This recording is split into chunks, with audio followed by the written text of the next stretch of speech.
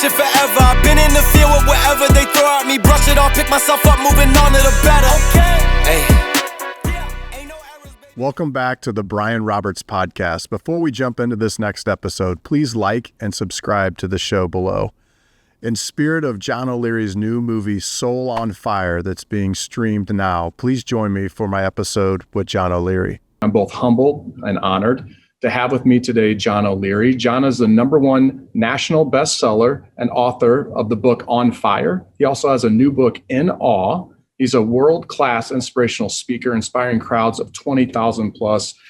He is the host of Live Inspired podcast. John, you've moved me to tears, brother, and emotions through your story and through your work. Thank you for saying yes, by the way, today, and joining me with Brian Roberts Inspired Podcast. Welcome, my friend. Hey, Brian, this is cool. Congratulations. I'm about 350 episodes in front of you. So I have my own podcast, as you mentioned.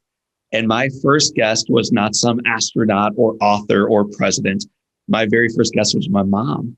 And so when you talk about ordinary people doing extraordinary things, I'm honored to be considered someone doing extraordinary things, but I do recognize how ordinary I am. And I mean that. So I'm grateful for the opportunity and looking forward to the conversation. Well, I appreciate that. It's been amazing, John, to step back and really watch your career take off. You know, I remember 15 years ago, if you recall, I hired you to come in and speak to a very small group of our clients and prospects. And when I say hire, that sounds real formal and fancy. I probably paid you with high fives and hugs or a cup of coffee. But man, just to watch you and see what you've done with your career, little did I know that a friendship would emerge out of that. Little did I know that I too would be engulfed in the story of John O'Leary and who you've become. So it's so cool to be full circle and sitting with you here today. And I'm just excited to jump in and really get to know what you're doing these days. I'm super excited for you. Well, dude, the journey began right before your organization with a group of 3 Girl Scouts. And so my first massive motivational speech ever delivered around the world was in our own backyard here in St. Louis in front of 3 third graders.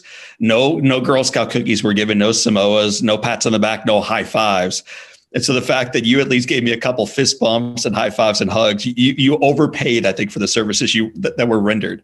So we both grew up a little bit since those days. And it's cool to recognize that in the end, love wins. And that sounds so trite, but if you just serve well, and if you want to get better every single day, whether it's in podcasting or as a dad or a mom or an aunt or an uncle or as an advisor, whatever the role is, if your goal is ultimately to make the other person better, what always happens is not only do they get better, but so do you. I think that's incredible. Serve well. You know, all too often, especially the world that we live in today, I think servant leadership is lost on folks. So it's empowering to hear you describe that. I know that that's the ethos of John O'Leary and who you are and what you do. I know you have an amazing book out, In Awe, but before we dive into that, if I may, could we go back to the beginning of your story? Could we go and have you share with our listeners how your life was changed forever as a young, innocent 9-year-old boy, and how you chose to purposely move through life to inspire folks because of that? Yeah, and it's ironic because in part it changed when I was like 27, when my mom and dad wrote a book about the question you're asking. Because Brian, before they wrote the book, their little book, their biography of their son's tragedy and then triumph, I never talked about it. Like, why would you talk about something tragic? It's horrible. It's sad. You lost your fingers. You got scars. Oh, what a horrible story. And then I read it from their perspective, and for the first time recognized the profound blessing of this story that for 2 decades I'd ignored and hidden from intentionally. So the story is at age 9, I was involved in a gasoline explosion in my parents' garage. About a week before the explosion, I witnessed boys in my neighborhood playing with fire and gasoline. Kind of common behavior for little boys. And I assumed if they can do it, that I could as well. So I tried, and the result was this 5-gallon can of gasoline splitting in 2 and launching me 20 feet against the far side of the garage, setting me on fire, setting the garage on fire, covering all of these things with gasoline and changing not only my world, but like our collective family's world. I've learned in time that what happens to one, it never happens in a vacuum. It has a collective collateral damage. And so I was eventually rushed to the hospital and had burns on 100% of my body. 87% of those burns are third degree. And one more nugget I'll throw out there before you ask a follow-up. The way in 2021 they do the math around patients' perspective and chances of living through fire is they take the age. So do the math at home. This is going to be very complicated. 9, write down the percentage of the body burned. Now you write down the number 100, and you've got mortality rate. So in 2021, this child has 109% likelihood of passing away from these burns. And this is 1987. So there's no chance. And yet here we are, 2 ordinary guys trying to do extraordinary things through grace and love, and a whole lot of people showing up for me. I think I remember hearing this story, seeing this story multiple times. I too have my 9-year-old boy sitting front row to hear you describe this story. And I think the thing that stuck out for him and for me was just the intensity, right? And the graphic pictures of what happened to you in that moment. Can you describe what was going through your mind, the pain, going to the hospital? I remember you vividly talking about, oh my gosh, my father's going to kill me. He's going to kill me because this just happened. Can you take us back to that moment? Yeah, of course. I never talk about the ride to the hospital, but I remember it vividly, man. Like, it's a very vivid memory for me. And as a 9-year-old Missouri kid, I'd really never been away from home. And I'd probably never been with strangers, like teachers on day one of school, but then they're your teacher and they're your friend and you're surrounded by friends.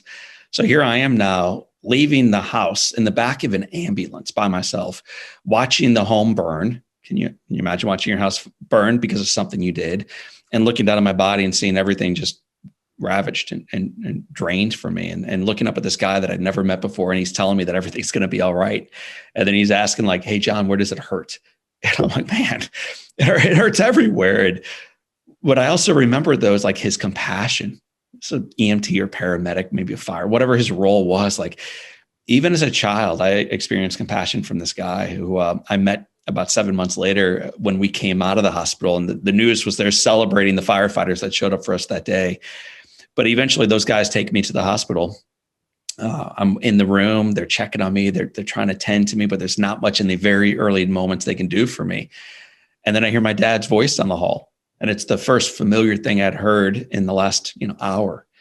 And so I'm hearing beeps and I'm hearing the hushed whispers of nurses talking about how you probably won't make it and all this other stuff happening around me. But then I hear my dad say, where's my son, John? And when I heard the question, there was this aura of like familiarity and comfort.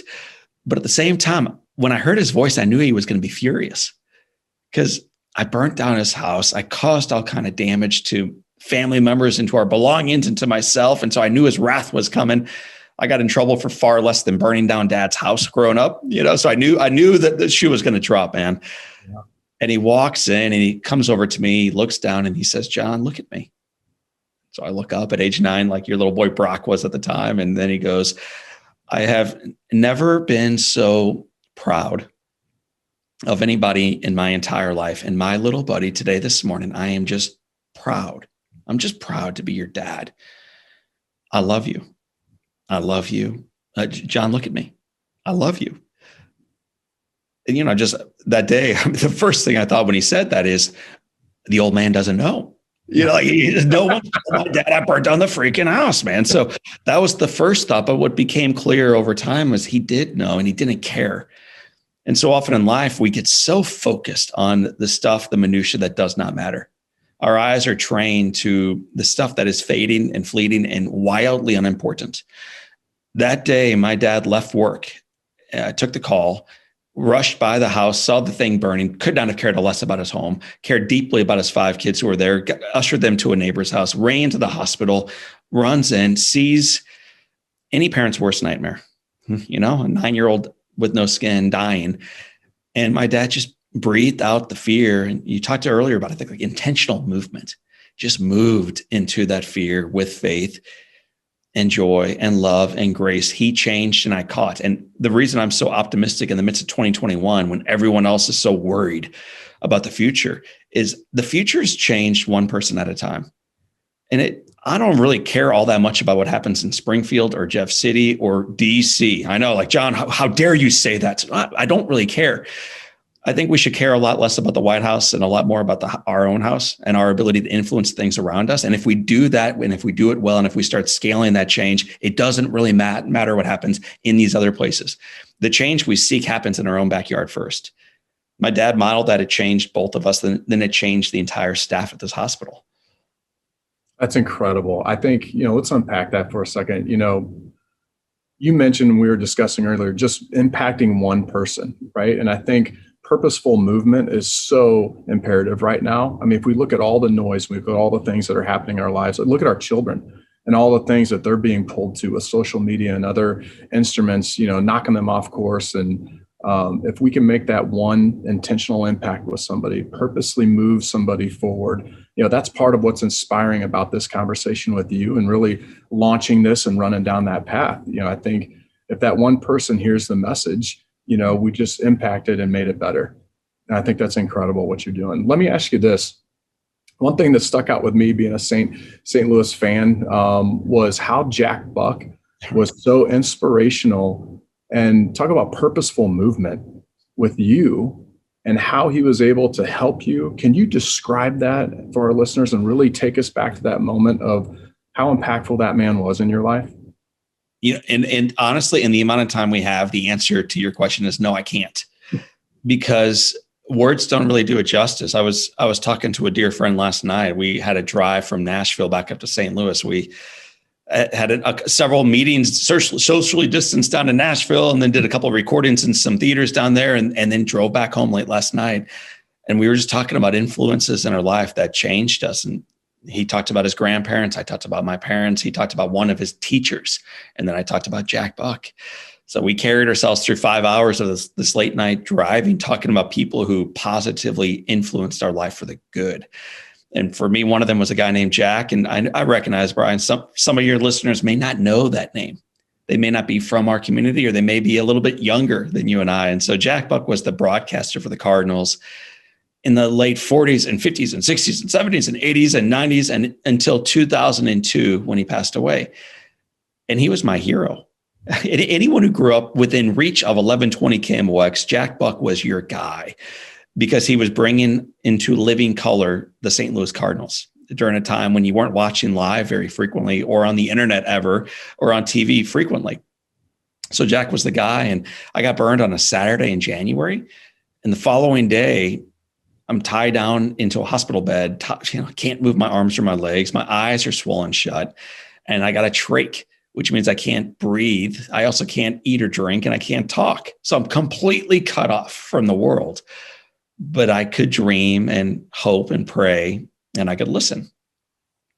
Whose voice besides maybe your mom and dad's would you rather hear in this community than Jack Buck's? And he comes into my world that day for the first time. I'd never met him live before that day.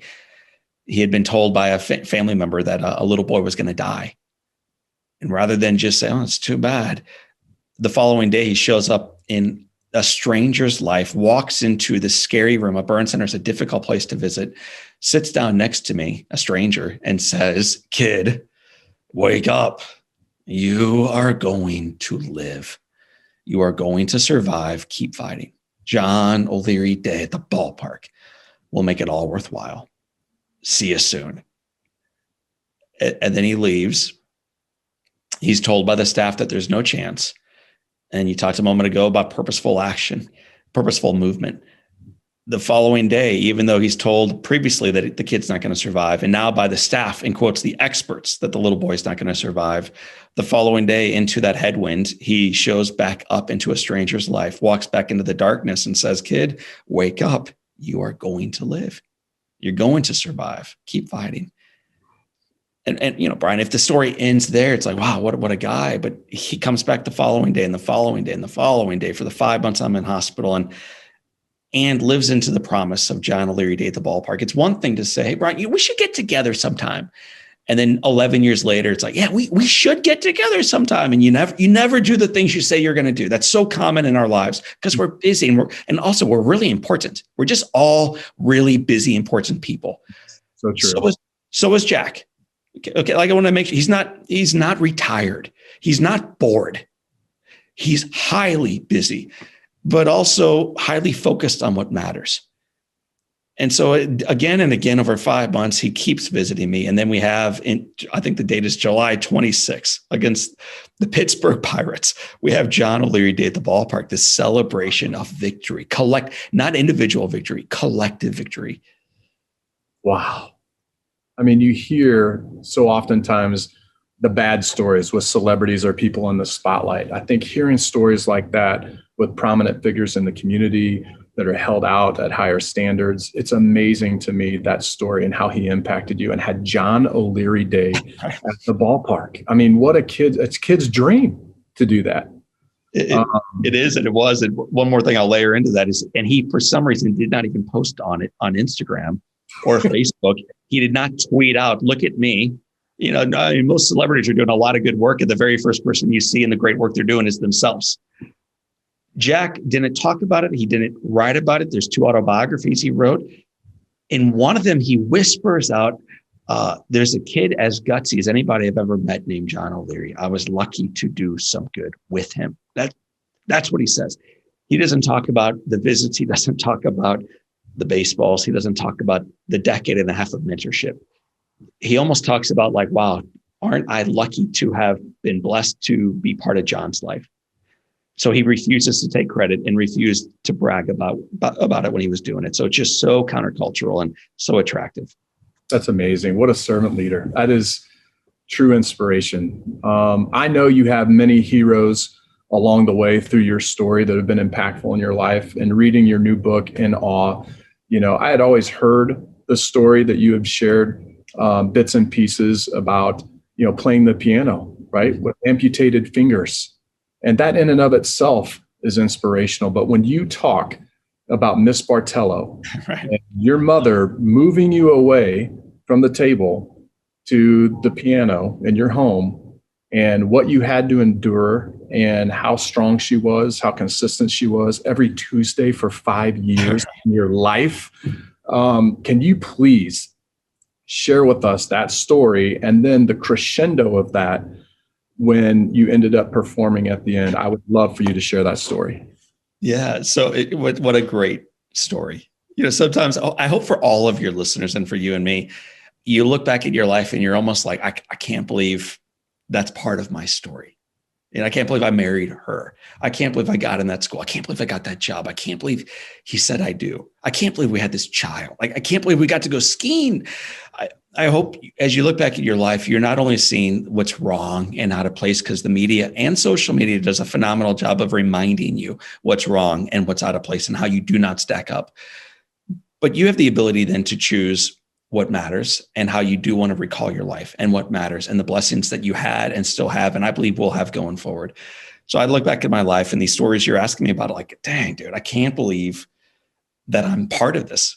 Not the hero. I don't wear the cape. I'm like the recipient of just goodness after goodness, blessing after blessing.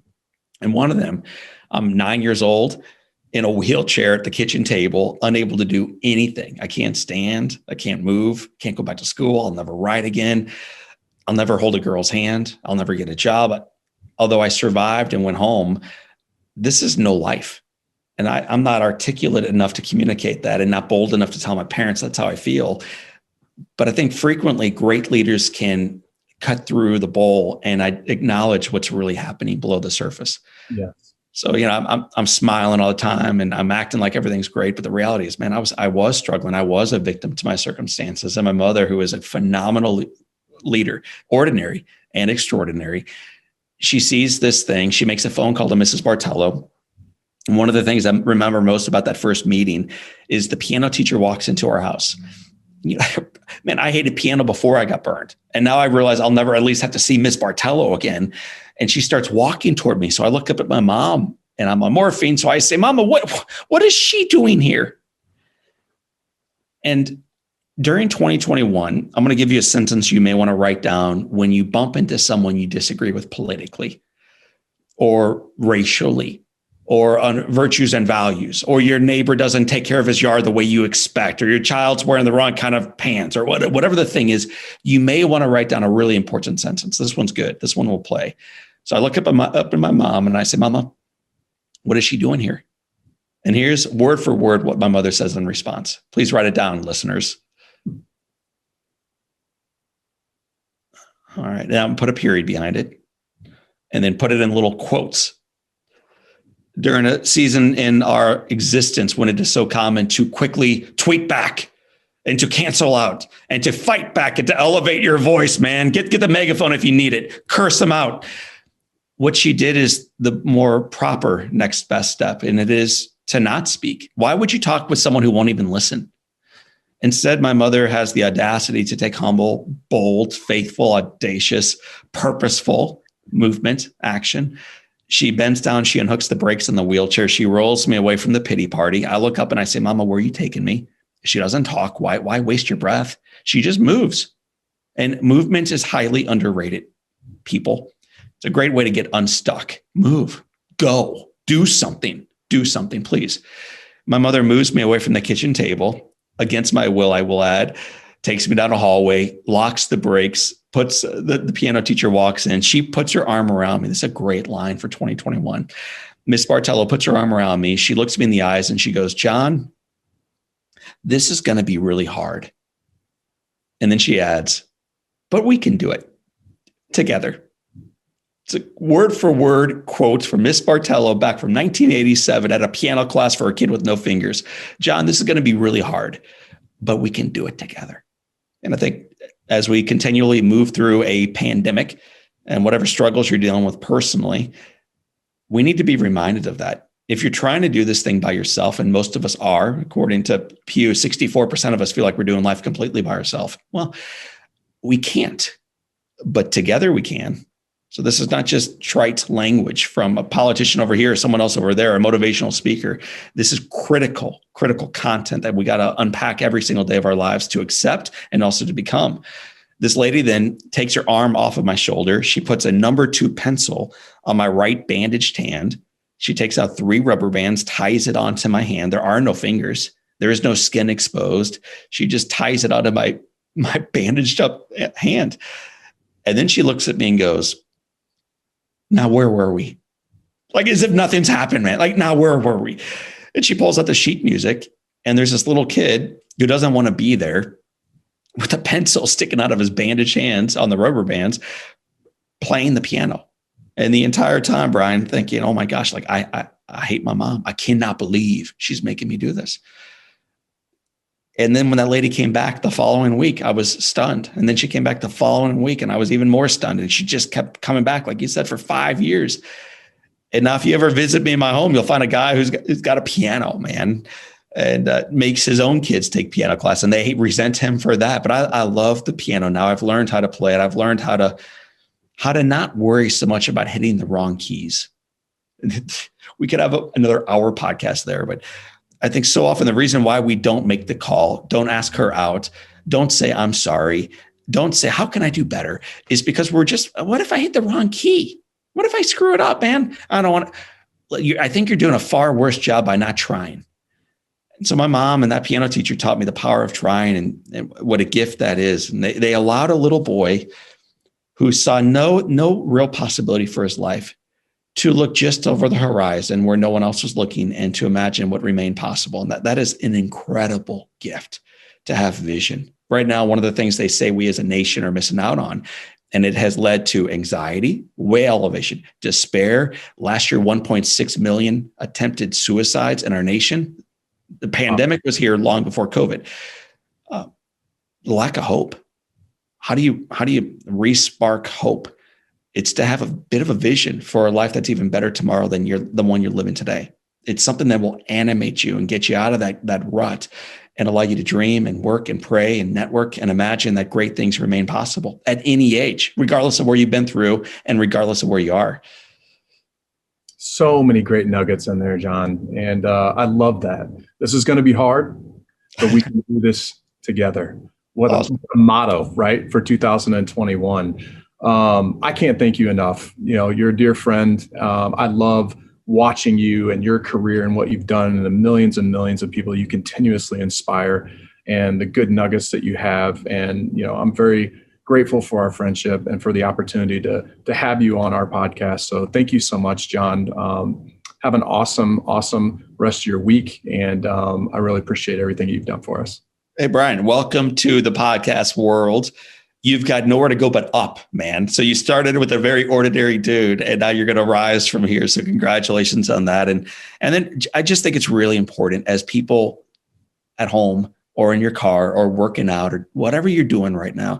It's so common to hear Brian and the success that he is, or to hear John and you hear this crazy story to think, dang, man, like these guys, or Jack Buck. And we just, in listening to someone else's story, are at risk of thinking that they are extraordinary rather than recognizing how ordinary people do extraordinary things. That's the call. And so if you don't mind, give me like 11 seconds to wrap up.